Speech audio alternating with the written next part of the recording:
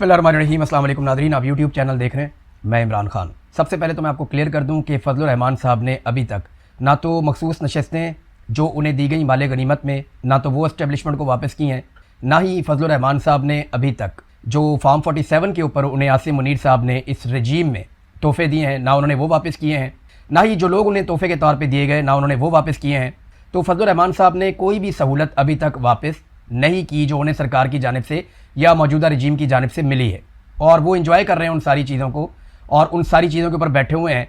कौमी असम्बली से, सूबाई असम्बली से उनके लोग तनख्वाहें ले रहे हैं, सेनेट से उनके लोग तनख्वाहें ले रहे हैं, और जो चोरी की माले गनीमत समझ कर ली गई मखसूस नशस्तें हैं, उन नशस्तों पर भी उनकी ख़वातीन तनख्वाहें ले रही हैं या अक़लियत के लोग तनख्वाहें ले रहे हैं। तो फ़ज़लुर रहमान साहब का इनकलाब सिर्फ इतना ही है कि मुझे हीरो माना जाए, मुझे लीडर माना जाए, लेकिन उन्हें लीडर तब माना जाएगा जब वो लात मारेंगे एस्टेब्लिशमेंट की दी हुई उन तमाम चीज़ों और उन तमाम नवाजिशात को जिन पे वो इस वक्त एंजॉय कर रहे हैं। जब वो ये कहेंगे कि ठीक है, मैं आपके सारे पोल खोलता हूँ, हर चीज़ सामने रखता हूँ, रजीम चेंज ऑपरेशन में आसिम मुनीर का ये किरदार था, जनरल बाजवा का ये किरदार था, नदीम अंजुम का ये किरदार था, जनरल फैज़ उन दिनों में क्या कर रहा था, और कौन सा जर्नैल इनके साथ मिलकर क्या क्या बातें करता रहा, ये सारा कुछ उन्हें बताना चाहिए। ये भी बताना चाहिए कि नवाज शरीफ का क्या रोल था, और लंदन में उनकी क्या बातचीत हुई, और किस तरीके से मौजूदा पूरा सेटअप कायम किया गया। जैसा कि जावेद हाशमी को उन्होंने कुछ चीज़ें बताई थी कि 1.25 साल पहले ये फैसला हो गया था, 15 महीने पहले ये फैसला हो गया था किसको कितनी सीटें दी जाएंगी। फिर फ़ज़लुर रहमान साहब को जितनी सीटें देनी थी उतनी नहीं दी, और यहीं से फ़ज़लुर रहमान साहब को गुस्सा आया कि भी मैं तो इक़्तिदार के ख्वाब देख रहा था।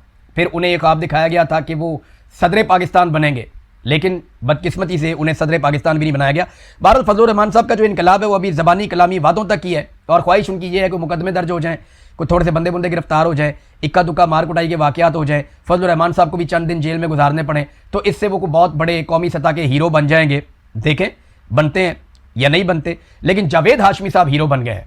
ना उनकी कोई बहुत बड़ी जमात है, ना उनके पीछे बहुत बड़े कोई फॉलोअर्स हैं, लेकिन पाकिस्तानी ये मानते हैं कि अगर मिलिट्री एस्टेब्लिशमेंट के खिलाफ कोई आदमी हर दौर में खड़ा हुआ, जब इमरान खान साहब के मिलिट्री एस्टेब्लिशमेंट के साथ अच्छे ताल्लुकात चल रहे थे तो तब जावेद हाशमी भी इमरान खान साहब के खिलाफ हो गए थे। जब नवाज शरीफ मिलिट्री एस्टेब्लिशमेंट की गोद में गए तो तब जावेद हाशमी नवाज शरीफ के भी खिलाफ हो गए थे। तो जावेद हाशमी ने हर दौर में लंबे अरसे से मिलिट्री एस्टेब्लिशमेंट का मुकाबला किया। कम से कम परवेज़ मुशर्रफ के दौर के बाद से लेकर अब तक आखिरी 25-30 साल तो उन्होंने शानदार गुजारे मिलिट्री एस्टेब्लिशमेंट के खिलाफ। और अब मरियम नवाज की हुकूमत ने उनके ऊपर जो पर्चा दिया है वो बिजली चोरी का दिया है। आप अंदाज़ा करें, इतना बड़ा लीडर है, इतनी उसने सऊबतें बर्दाश्त की हैं और इतनी उसने लंबी लड़ाई लड़ी है। नवाज शरीफ के लिए वो डट कर खड़ा हुआ उस वक्त जब नवाज शरीफ के अपने ख़ानदान में कोई उसके लिए खड़ा होने के लिए तैयार नहीं था, और आज उस शख्स को बिजली चोरी के मुकदमे में मरियम नवाज की सरकार ने गिरफ्तार कर लिया। तो ये चीज़ें तो बताती हैं कि शरीफ ख़ानदान की किस नौइयत की सियासत है और किस लेवल के ये लोग हैं। नाज़रीन, नौरीन नियाज़ी की बातचीत चल रही थी, NCCIA ने उन्हें तलब कर दिया है, यानी FIA का वो विंग जो देखता है इन मामलात को कि कोई सोशल मीडिया के ऊपर या मीडिया के ऊपर किसी ने ऐसी बात की है जो काबिल एतराज़ है, तो वो उसके ऊपर फौरी तौर पे मुकदमा करते हैं, बुलवाते हैं। तो उन्होंने नोटिस जारी कर दिया एंकर को भी और नौरीन नियाज़ी साहिबा को भी। तो इनका तो मौक़िफ़ होगा बड़ा सादा। देखिए, अब जो चीज़ें सामने आ रही हैं या जो करीबी सोर्सेज है जो क्लेम कर रहे हैं, मेरी उनसे बात नहीं हुई अभी तक नौरीन नियाज़ी साहिबा से, उम्मीद है एक आधे दिन में मेरी उनसे बात हो जाएगी तो मैं उनसे पूछ पाऊँगा कि एक्चुअली हुआ क्या था। लेकिन जो मुझे समझ आ रही है वो ये है कि वो एक दुखी खातून है, उनका बेटा जो है वो फ़ौजी अदालतों ने पकड़ के सज़ा दे दी और फ़ौज की तहवील में रहा वो लंबे अरसे तक। 3 साल से उनका बेटा गिरफ्तार है, 3 साल से उनका भाई बेगुनाह गिरफ्तार है, कैद तन्हाई में इन लोगों को रखा हुआ है, निशान इबरत इन्हें बनाया गया है, भाई की आंख ज़ाया हो गई है। और ऐसे माहौल में एक एंकर उनके साथ बैठता है और वो कहती हैं जी कि जो सोर्सेज बता रहे हैं वो ये कि ये ऑफ द रिकॉर्ड बातचीत हो रही थी, यानी ये इंटरव्यू शुरू होने से पहले की बातचीत है, और इसमें उन्होंने कुछ ऐसे जुमले बोले जो एक दुखी औरत बोल सकती है, जिसका दिल दुखा हुआ हो, जिसको तकलीफ हुई, वो तो बदवाएं भी देता है जोलियां उठा के। यानी अगर ऑफ द रिकॉर्ड लोगों की आप बातचीत सुने, जो ऑफ द रिकॉर्ड लोग करते हैं सड़कों पर, लोग इतनी इतनी मोटी गालियां देते हैं एस्टेब्लिशमेंट के किरदारों को, इस हुकूमत को लोग इतनी गंदी गालियां देते हैं कि कानों से धुएं निकल आते हैं। जो बदवाएं लोग देते हैं मौजूदा मिलिट्री एस्टेब्लिशमेंट के जर्नैलों को, कानों से धुएं निकल आते हैं, ऐसी बदवाएं और ऐसी गालियां लोग देते हैं। तो वो ऑन एयर नहीं जाती ना, इसलिए किसी के ऊपर मुकदमा नहीं होता। लोग ऑफ द रिकॉर्ड बैठते हैं, 4 दीवारी के अंदर बैठते हैं, बाहर किसी पार्क में बैठते हैं, कोई सड़क पे मिल जाता है तो लोग झोलियां उठा के बदवाएं कर रहे होते हैं। जो लोगों ने हरमैन शरीफैन के अंदर बदवाएं की हैं ना इन लोगों के लिए, पाकिस्तान के मौजूदा रजीम के लिए, चाहे उसमें मिलिट्री एस्टेब्लिशमेंट के जर्नैल हैं, चाहे उसके अंदर कोई सियासतदान है, चाहे वो जालिमों की सहूलत करने वाले सहूलतकार हैं, तो लोगों ने जो खाना काबा और मस्जिद नबी में बददुआएं दी हैं ना, वो अगर आप ऑन एयर कर दें तो इनके कानों से धुआं निकल आएगा। ये डर जाएंगे कि लोग इनके बारे में क्या सोचते हैं। मैंने तो अपने कानों से सुना है, मैंने तो खुद देखा है, मैं 2 मरतबा गया हूँ हरम में और मैंने वहाँ सुना लोग कैसे इनके लिए बददुआ करते हैं और कैसे इमरान खान के लिए इस वक्त दुआएं मांग रहे हैं लोग। तो ये चीज़ें ऑन एयर नहीं जाती, जो ऑफ द रिकॉर्ड चीज़ें होती हैं वो ऑफ द रिकॉर्ड ही रहती हैं। फिर उन्होंने ये कहा भी था इमरान खान की बहन ने कि इसे पब्लिक ना किया जाए, और ये एक सहाफ़ती उसूल है कि अगर किसी ने आपको कोई इंटरव्यू में बात कर दी है, अव्वल तो वो कहते हैं जी ये इंटरव्यू से पहले की बातचीत है और इसका इंटरव्यू के साथ कोई ताल्लुक नहीं था, ये उनकी एक ज़ाती भड़ास है, गुस्सा है उस खातून का। मैं यानी ये ओपनली कहता हूँ कि किसी के भी आप किसी भी खातून के भाई को, उसके बेटे को आप निशाने इबरत बनाएं तो वो आपकी तारीफ तो नहीं करेगी, तो आपके खिलाफ बात करेगी। अब उस बात में हकीकत कितनी है ये तो एक अलग बात है। यानी इंडिया पाकिस्तान की लड़ाई में डोनाल्ड ट्रंप का बीच में आ जाना और फौरी तौर पे पाकिस्तान का लड़ाई रोक देना, ये सवाल अगर उन्होंने उठाया तो वो बात तो ठीक है। इंडिया ने पाकिस्तान में बहुत बम मारे थे, पाकिस्तान ने याद रखिएगा सिर्फ इंडिया के जहाज तबाह किए हैं, जबकि इंडिया ने पाकिस्तान में कई जगहों पे मिसाइल मार के लोगों को शहीद किया है। अगर आप इंसानों की तादाद का मवाजना करें तो पाकिस्तान में शहादतें ज्यादा हुई हैं, इंडिया में लोग कम मारे गए हैं, पाकिस्तान की एयर बेसिस के ऊपर अटैक हुए हैं। लेकिन इंडिया में ऐसा नहीं हुआ। हमारे सहाफियों ने बड़ा रोला डाला था 400 चौकियां कश्मीर में फतह हो गई, बाद में पता चला एक चौकी भी फतह नहीं हुई। क्लेम किया गया कि जनाब इतने किलोमीटर इलाके फतह हो गए, बाद में पता चला कि 1 इंच भी फतह नहीं हुआ। जहां पे हम थे हम वहीं पे हैं। सिर्फ पाकिस्तान एयरफोर्स ने इंडियन एयरफोर्स के तैयारे गिराए थे, इसके अलावा हमारे पास और कोई ऐसी चीज नहीं है जिसके ऊपर हम क्लेम करते। लेकिन ये एक कामयाबी है और हमें उस बात पे सबको बतौर पाकिस्तानी फख्र होना चाहिए कि हमारी एयरफोर्स ने अपनी बालादस्ती साबित की। अब नौरीन खानम के मामले पर आप आए तो वो क्या जवाब देंगी जाके NCCIA को? वो साफ जाके कहेंगी ये तो ऑफ द रिकॉर्ड बातचीत थी। आप पूछें उसने पब्लिक क्यों की? 3 महीने पहले की ये बातचीत है और 3 महीने बाद वो एक क्लिप निकाल के जो बिल्कुल ऑफ द रिकॉर्ड था, जिसके बारे में मैंने मना भी कर दिया था एंकर को कि इसको पब्लिक नहीं करना, तो उसी क्लिप को निकाल कर क्यों दिया गया? ये प्लानिंग के तहत हुआ। अगर ये क्लिप इस हुकूमत या एस्टेब्लिशमेंट के हाथ में ना आता तो ये क्या करते, कैसे इल्जाम लगाते, कैसे गद्दार करार देते? तो वो क्लिप निकाला गया। देखिए ये जिम्मेदारी होती है सहाफ़ी की कि जो चीज़ ऑफ द रिकॉर्ड है वो ऑफ द रिकॉर्ड है। यानी मैं आपको बताता हूँ, मुझे शरीफ खानदान ने बहुत सारी चीज़ें ऑफ द रिकॉर्ड बताई उस दौर में जब मैं कवरेज करता था। यानी शहबाज शरीफ ने मेरे सामने ऑफ द रिकॉर्ड बात की और हमजा शहबाज ने मेरे सामने ऑफ द रिकॉर्ड बातचीत की। कई इनके वुज़रा हैं जिन्होंने मेरे सामने ऑफ द रिकॉर्ड बातचीत की। इसी तरह PTI के लोगों ने ऑफ द रिकॉर्ड बातचीत की, पीपल्स पार्टी के 1-2 लोग हैं उन्होंने हमारे साथ ऑफ द रिकॉर्ड बातचीत की। हत्ता के जो पाकिस्तान के मिलिट्री एस्टेब्लिशमेंट के लोग हैं वो जब कोई ऑफ द रिकॉर्ड बातचीत करते थे और हमें कहते थे जी कि ये ऑफ द रिकॉर्ड है, तो फिर वो ऑफ द रिकॉर्ड रहती है। उसमें तो वो बहुत ऐसी बातें करते हैं कि वो पब्लिक हो जाए तो भूचाल आ जाए, लेकिन यह सारा कुछ पब्लिक किया नहीं जाता। लेकिन बिल आखिर एक दिन चीजें पब्लिक हो ही जाती हैं। अब जनाब नौरीन खानम को बुलाएंगे तो वो क्या कहेंगी? वो ये कहेंगी जी ऑफ द रिकॉर्ड था, और वो ये कहेंगी मैंने मना किया था ऑन एयर नहीं करना। तो फिर क्या करेंगे? किसी शख्स की सोच के ऊपर तो आप पैरा नहीं बिठा सकते ना। अगर एक आदमी अपने आप में ये समझता है कि ये चीज ऐसे नहीं ऐसे हुई है तो इस पे कौन सा मुकदमा बनता है? यानी इस पे क्या मुकदमा आप कर सकते हैं? वो प्रैक्टिकली तो कुछ नहीं कर रहा, और जो स्टेटमेंट है वो ये कह रहे हैं कि जनाब मैंने कहा था कि इसको पब्लिक नहीं करना, ये मेरी अपनी जाती राय हो सकती है।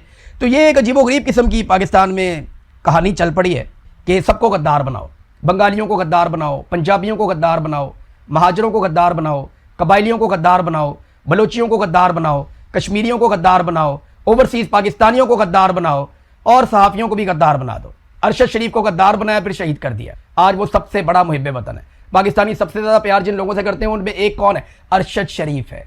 उसको तो आप गद्दार कहते थे, आसमा जहांगीर को आप गद्दार कहते थे, अहमद मीर को आप गद्दार कहते थे, आप इमरान रियाज को आज गद्दार कहते हैं, आप साबिर शाकिर को गद्दार कहते हैं, आप मुईद पीरजादा को गद्दार कहते हैं, आप वजाद सईद को गद्दार कहते हैं। पाकिस्तान में कितने हमारे जर्नलिस्ट हैं जिनमें समी इब्राहिम साहब हैं, उन्हें आप गद्दार कहते हैं। और यह मकबूल जान को आप गद्दार कहते हैं। आप गद्दार कहते हैं सिद्दीक जान को, क्यों? वो गद्दार है। आप सबको गद्दार कहते हैं। सुराब बरकत आपकी नज़र में गद्दार है, आपकी नज़र में अहमद फरहाद भी गद्दार है। बलूचिस्तान से 4 नौजवान अभी उठाए गए हैं ताज़ा, उनमें एक जर्नलिस्ट है वो भी उठाया गया, एक तालिब इल्म है, पढ़ा लिखा नौजवान है खुददार का, वो भी उठाया गया। हब से उसे उठा लिया सिक्योरिटी फोर्सेज ने, वो बंदा लापता हो गया। 4 नौजवान अब गायब हो गए दोबारा जब मैं आपको रिपोर्ट कर रहा हूं। तो क्या सारे ही गद्दार है? पूरा पाकिस्तान ही गद्दार है? और सिर्फ मुहिब्बे वतन वो है जो वही बात करता जाए जो पाकिस्तान की मिलिट्री एस्टेब्लिशमेंट कह रही है या कहलवाना चाहती है? तो ऐसे नहीं होगा, ऐसे मुल्क चलता भी नहीं है। नाज़रीन मैं आपको एक चीज और दिखाता हूं, ये जरा आप देखिए। ये खैबर पख्तूनख्वा में एक चैंपियंस लीग हो रही है, इसका नाम है खैबर पख्तूनख्वा चैंपियंस लीग। अब इसको स्पॉन्सर तो खैबर पख्तूनख्वा की हुकूमत करेगी ना, क्योंकि खैबर पख्तूनख्वा का ये अपना एक इवेंट है। तो खैबर पख्तूनख्वा की जो चैंपियंस लीग है, ये इसका इश्तिहार छपा हुआ है, ये देखें आप, बिल बोर्ड, ये बहुत बड़ा बोर्ड लगा हुआ है। बीच में सुहेल अफरीदी है, सुहेल अफरीदी के साथ फैसल करीम कुंडी है जो गवर्नर है, ये वज़ीर आला और गवर्नर दोनों लग गए बीच में। एक तरफ शाहिद अफरीदी है, यूनुस खान है, 2 गुलूकार हैं। पाकिस्तान में क्रिकेट का जो अब तक का सबसे बड़ा लेजेंड है ना, वो इमरान खान है। पाकिस्तान ODI क्रिकेट में जो एक ही वर्ल्ड कप जीता है ना, वो इमरान खान लेकर आया था। और निस्बतन कमजोर टीम के साथ लेकर आया था। उस वक्त बहुत ताकतवर टीमें मौजूद थी। पाकिस्तान की टीम इमरान खान के दौर में जितनी ताकतवर थी उससे बहुत ज्यादा ताकतवर उसके बाद बार बार हुई, लेकिन कैप्टन नहीं था उस नौयत का, तो पाकिस्तान दोबारा वर्ल्ड कप नहीं जीता। आज जितने खिलाड़ी हैं सब मानते हैं कि इमरान खान एक लेजेंड था और लेजेंड है। आलमी सतह पर इमरान खान को तस्लीम किया जाता है। उसने क्रिकेट में बहुत सारी चीजें तब्दील कर दी। इमरान खान ने क्रिकेट में सोचने का तरीका तब्दील कर दिया। उसकी कही हुई बातें आज क्रिकेट की किताबों में लिखी जाती हैं। वो इतना बड़ा क्रिकेट का लेजेंड है और उस आदमी के नाम पे जो हुकूमत कायम की गई, उस आदमी की मकबूलियत पे जो वोट हासिल किए गए, उसके नतीजे में जो हुकूमत बनती है, वो हुकूमत एक लीग करवाती है और लीग भी क्रिकेट की करवाती है और उस पोस्टर के ऊपर से इमरान खान का फोटो गायब कर देते हैं। इमरान खान क्रिकेट स्टेडियम, मैं आपको यकीन से कहता हूं कि अली अमीन गंडापुर ने नाम रखा था इमरान खान क्रिकेट स्टेडियम। अगर अली अमीन गंडापुर वज़ीर आला होता ना तो शायद वो यहां पे इमरान खान का फोटो जरूर लगाता, चाहे उसके लिए उसको किसी के पांव भी पकड़ने पड़ते ना तो वो इमरान खान का फोटो जरूर लगवाता। लेकिन खैबर पख्तूनख्वा की जो सरकार है उसको शाबाश कि उन्होंने इमरान खान का नाम निकाला। और मुझे तकलीफ पता किस बात की है, वो इस बात की नहीं है वो पॉलिटिकल लीडर है, वो मुतनाज़े हो गया, कुछ भी आप करें, लेकिन यार वो क्रिकेट का सबसे बड़ा लेजेंड है। उसके मुखालिफिन भी इस बात को मानते हैं कि उससे बड़ा क्रिकेट का लेजेंड और कोई नहीं था, ना उससे बड़ा कोई नाम है। दुनिया के जब टॉप खिलाड़ियों के नाम आप उठाते हैं तो बीच में इमरान खान का नाम जरूर आता है। यार उस आदमी की तस्वीर तो आपको ऑनर समझ के लगानी चाहिए थी, उसकी तस्वीर तो आपको हर हाल में लगानी चाहिए थी, और इमरान खान की तस्वीर निकाल दी। सारी जिंदगी इमरान खान बनने के चक्कर में जिस आदमी ने गुजार दी, वो स्लॉगर शाहिद अफरीदी, उसका फोटो लगा दिया, इमरान खान का फोटो निकाल दिया। और इमरान खान का फोटो लगाना चाहिए था, सबसे बड़ा लगाना चाहिए था, बैकग्राउंड में लगाना चाहिए था, क्योंकि वही है क्रिकेट लेजेंड। उसकी वजह से पाकिस्तान में क्रिकेट को इतनी पहचान मिली। बहुत सारे लोग उसकी वजह से क्रिकेट देखना शुरू हुए और क्रिकेट को पसंद करते हैं। आपके जितने फास्ट बॉलर आते हैं उनमें ज्यादातर कहते हैं हम इमरान खान से मुतासिर होकर क्रिकेट में आए थे, हम इमरान खान को फॉलो करते थे। फास्ट बॉलर्स की लाइन लगा दी थी 92 के वर्ल्ड कप के बाद, और एक से एक बढ़ के फास्ट बॉलर्स आए। सब कहते हैं कि हम इमरान खान को फॉलो करते थे, लेकिन आज इमरान खान साहब की अपनी बनाई हुई जमात और इमरान खान साहब की अपनी दी हुई हुकूमत उनका फोटो नहीं लगाती। इतने बड़े लेजेंड के साथ ये पाकिस्तान के साथ ज्यादती है, इमरान खान के साथ ये क्या ज्यादती करेंगे। मुराद सईद ने कहा था ना कि वो किसी फोटो का या किसी पब्लिसिटी का या कहीं पे नाम लिखने का मोहताज इमरान खान नहीं है, लेकिन ये लोग अपने साथ ज्यादती कर रहे हैं, खेल के साथ ज्यादती कर रहे हैं। नाज़रीन, राना सनाउल्लाह ने एक बड़ा अजीबोगरीब स्टेटमेंट दे दिया। उन्होंने कहा कबायली इलाके के लोगों को अगर हमने ये कहा है कि दहशतगर्दों के खिलाफ वो अपनी अहलियत में इजाफा करें या अपनी सदात में इजाफा करें, तो इसमें क्या फर्क पड़ता है। ये बैंक वाले भी जो हैं मुख्तलिफ शहरों में, बैंकों वाले भी तो अपने सिक्योरिटी गार्ड रखते हैं। राना सनाउल्लाह साहब को ना कबाइल का पता ही नहीं है। वो कबायली दस्तूर, कबायली रवाज के बारे में बिल्कुल नहीं जानते। उन्हें बिल्कुल आइडिया नहीं है कि वो मामला कितने हसास हैं, और इतने हसास मामले के ऊपर उठ के ऐसी गैर जिम्मेदाराना स्टेटमेंट दे दी। और भाई ये जो दहशतगर्द हैं या जो दूसरे लोग हैं, इनको जब भी आप आपस में लड़ाएंगे तो ये कबाइल की लड़ाई हो जाएगी, और ये लड़ाई कई दहाइयों तक चलेगी। बेशुमार जो दहशतगर्द हैं उनका ताल्लुक इन्हीं इलाकों से है। वो इन्हीं में से किसी कबीले का, कोई किसी कबीले का, कोई किसी कबीले का, कोई महसूद है, कोई वजीर है, कोई कुछ है। इनके नाम आप देखें ना, उनकी कौमों के नाम साथ लिखे हुए हैं।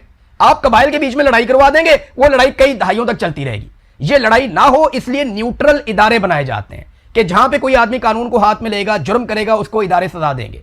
कबाइल को आपस में ना लड़ाया जाए, इसलिए कबाइल के बीच में एक ऐसी फोर्स कायम की जाती है जिसे कहा जाता है कि लॉ इन्फोर्समेंट है, ये अमन व अमान को कायम करेगी। जब आप लोगों को ही कहेंगे बंदूक उठा के एक दूसरे के गले पड़ जाओ, तो ये कई दहाइयों तक वो दहशतगर्दी तो बीच में रह जाएगी, इन कबाइलियों की लड़ाई खत्म नहीं होगी।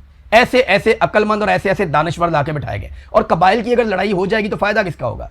ये लोग लड़ेंगे, मरेंगे, और वहां फायदा वो लोग उठाएंगे जो वहां से मादनियात निकालना चाहते हैं, वो लोग जो वसाइल पे कब्जा करना चाहते हैं। लिहाजा राना सनाउल्लाह साहब को थोड़ा सा उस इलाके के डायनामिक्स को समझना पड़ेगा, देखना पड़ेगा कि वहां के लोग कैसे सोचते हैं, कैसे रहते हैं, उनके रस्मो रिवाज क्या हैं, और वो जिंदगी कैसे गुजारते हैं, उनकी रवायात क्या है।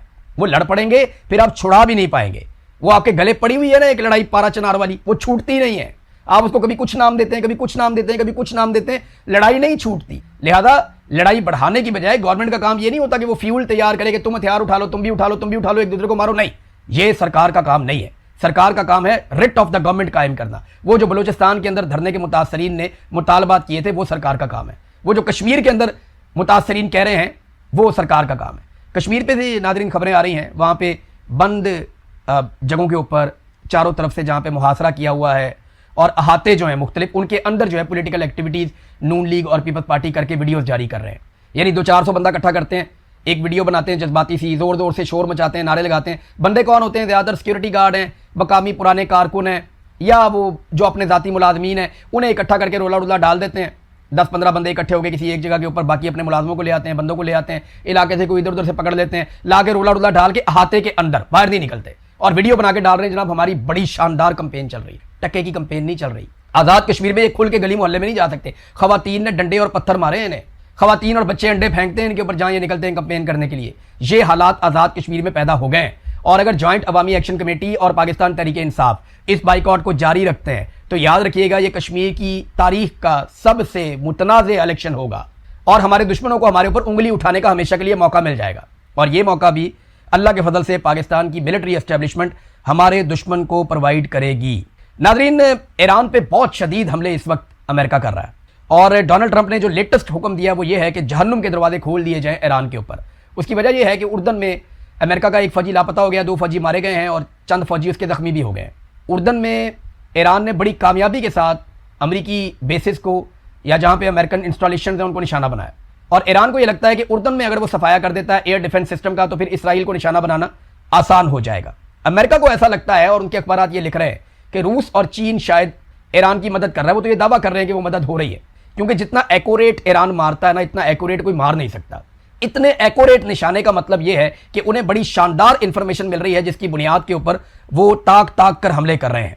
अब एक और बात जो ईरान ने कही है वो बड़ी खौफनाक है। ईरान ने कहा जनाब के फौरी तौर पे जो दुबई है वहां से लोग निकल जाए जब तक वहां के हवाई अड्डे काम कर रहे हैं, और ये भी बताया कि लड़ाई बढ़ जाएगी, और अगर ये लड़ाई नहीं रुकती तो जितने लोग निकल सकते हैं दुबई से वो निकल जाएं। ये ईरानी सिक्योरिटी फोर्सेस की जानिब से कहा गया। अब ईरान जवाबी हमले कर रहा है, और अमेरिका ने ईरान में बहुत सारा जो इंफ्रास्ट्रक्चर है वो तबाह कर दिया है। मवासलाती निज़ाम ईरान में बुरी तरह तबाह किया है, ट्रांसमिशन को जो है वो निशाना बनाया अमेरिका ने, और बहुत तबाही फेरी है। यानी बहुत सारे पुल तबाह कर दिए हैं, बहुत सारे राब्ते मुनक़ता कर दिए हैं। तो ईरान को भी भारी नुकसान हो रहा है। उन्होंने अपने नुकसान की कुछ डिटेल्स जारी की हैं जहाँ पे उनके सिविलियंस ईरान के जाँ बहक हुए हैं। दूसरी तरफ अमेरिका को भी नुकसान हो रहा है, और अरब ममालिक में क्योंकि अमेरिकन अड्डे हैं वहाँ पर ईरान अटैक करता है तो अरब ममालिक उसके ऊपर मजम्मत भी करते हैं। पाकिस्तान की पोजीशन क्या है ये हमें आने वाले वक्त में इसलिए पता चलेगा कि पाकिस्तान ने सऊदी अरब के साथ साथ कतर के साथ भी इसी नौयत का मुआहदा कर लिया। अब इन दोनों मुल्कों की सिक्योरिटी की जिम्मेदारी पाकिस्तान ने उठा ली है, और पाकिस्तानियों को नहीं पता कि हमने क्या मुआहदा किया है। यानी पाकिस्तानी कौम ने अपने खून पसीने की कमाई से जो एक फ़ौज तैयार की अपने दिफा के लिए, पाकिस्तान में खून की नदियाँ बह रही हैं, और वो फ़ौज सऊदी अरब और कुवैत का दिफा करेगी, कतर का दिफा करेगी, या अरब ममालिक का दिफा करेगी। हमारे पास ना दुनिया को देने के लिए अब कुछ बचा भी नहीं है। अब हम फ़ौज और हथियार ही एक्सपोर्ट कर सकते हैं जो हमने इतने सालों में बनाए हैं, और हमारे पास क्या है दुनिया को देने के लिए? अनाज हम अपना पूरा कर नहीं पा रहे। एक ज़राई मुल्क होने के बावजूद अनाज हमें बाहर से इंपोर्ट करना पड़ रहा है। तो ये नादरीन इस वक्त सूरत हाल है। पाकिस्तान को क्या करना होगा, पाकिस्तान किस तरफ जाएगा, उसमें किस किस्म का रिएक्शन आ सकता है, इन सारी चीज़ों पर हम नज़र रखेंगे। अब तक के लिए इतनी, अपना ख्याल रखिएगा, अपने चैनल का भी। अल्लाह हाफ़िज़।